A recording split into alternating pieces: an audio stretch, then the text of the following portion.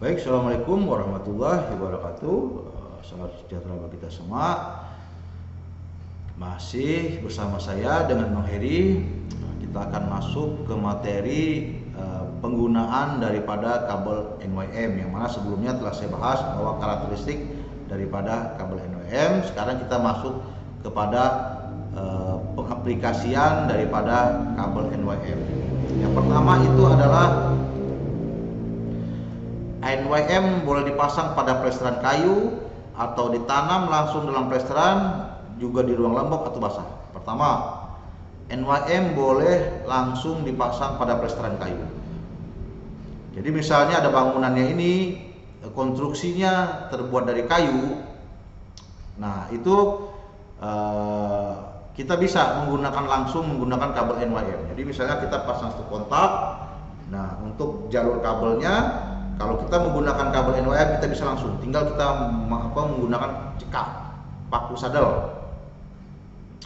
Paku sadel itu seperti ini. Ini ya, kita bisa lihat ya.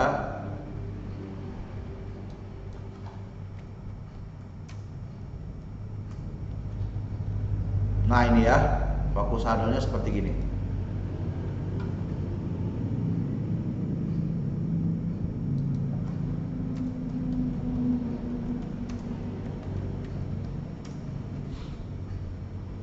Nah ini paku sadel ya. Ini paku sadelnya ya. Nah ini paku sadel ya. Ini ada ukuran, nanti kita bahas lah untuk materi paku sadel, kita bahas sendiri. Nah ini dengan menggunakan paku sadel.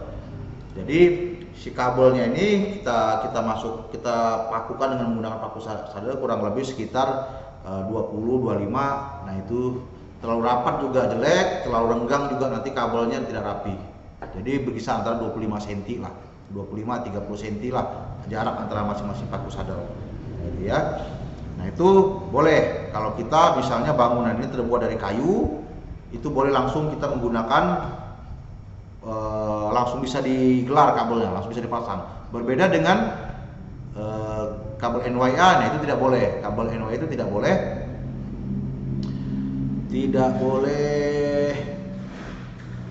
boleh dipasang langsung ya, walaupun di kabel kayu. Itu yang pertama.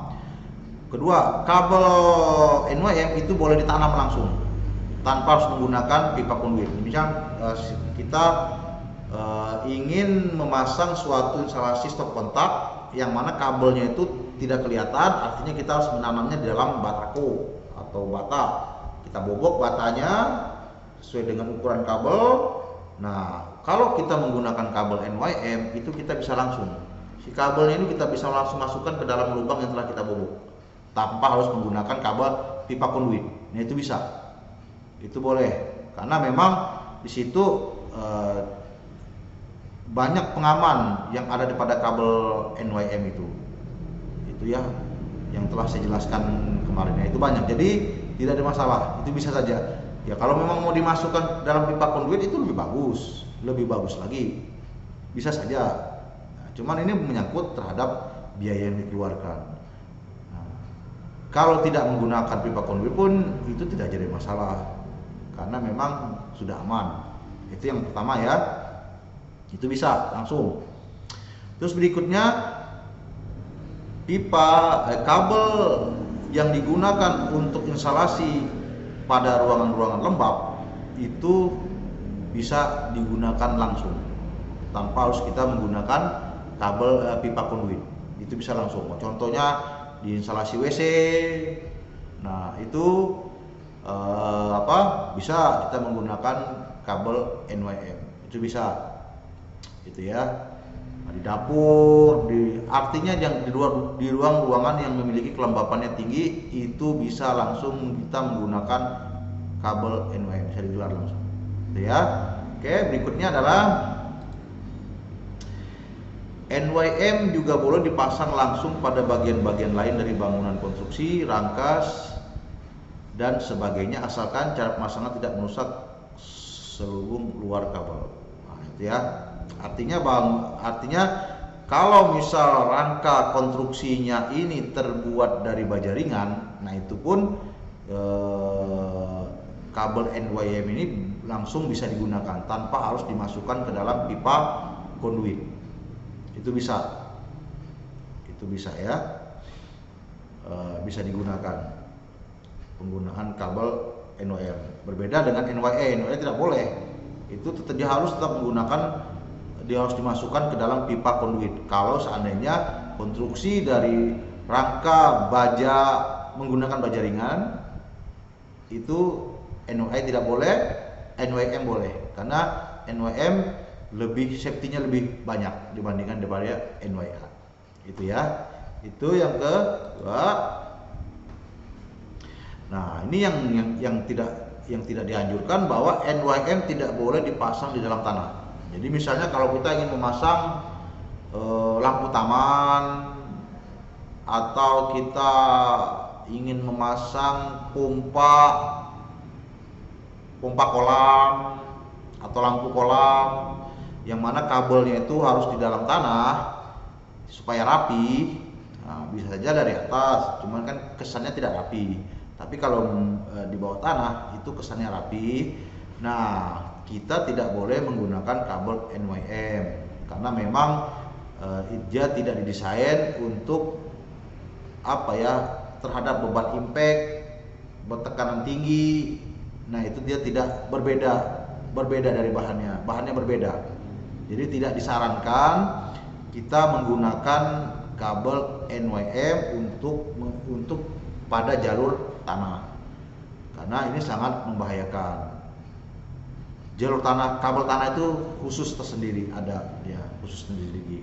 Biasanya dia memiliki spiral besi untuk menahan beban-beban tekanan impact yang tinggi ya, hingga dapat menyebabkan terjadi kerusakan daripada kabel.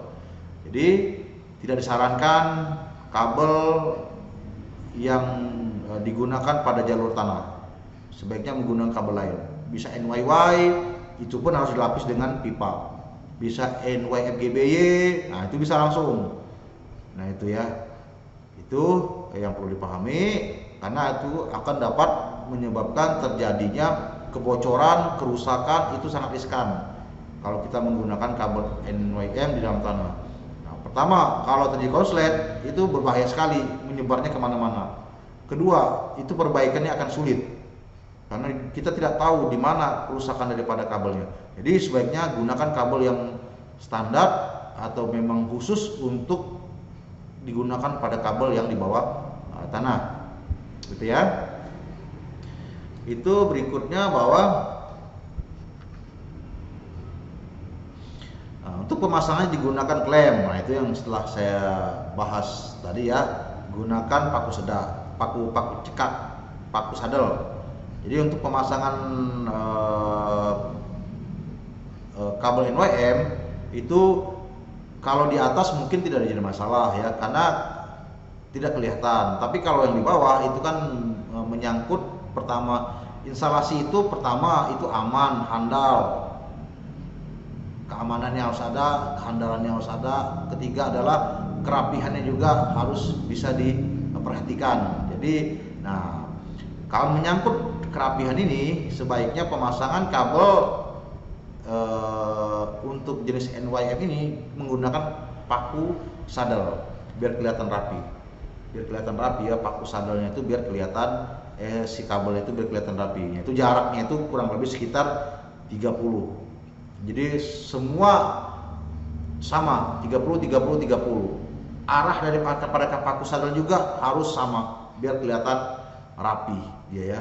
Dan pemasangannya juga bahwa si kabelnya ini harus diluruskan terlebih dahulu. Sebelum kita lakukan pemasangan kabel ini harus diluruskan terlebih dahulu. Jadi kelihatan rapi, tidak boleh bengkok atau melengkung-lengkung, itu tidak, jadi kurang rapi. Nah, jadi kurang rapi ya pemasangannya ya. Berbeda kalau kabelnya itu ditanam di bobok, di dalam bataku atau di dalam bata. Nah, itu tidak kelihatan. Tapi kalau yang sifatnya di luar, itu usahakan serapi mungkin. Itu ya. Itulah aturan-aturan yang jika kita menggunakan kabel jenis NYM. Nanti kita akan masuk ke materi berikutnya. Wabillahi taufik wa hidayah. Assalamualaikum warahmatullahi wabarakatuh.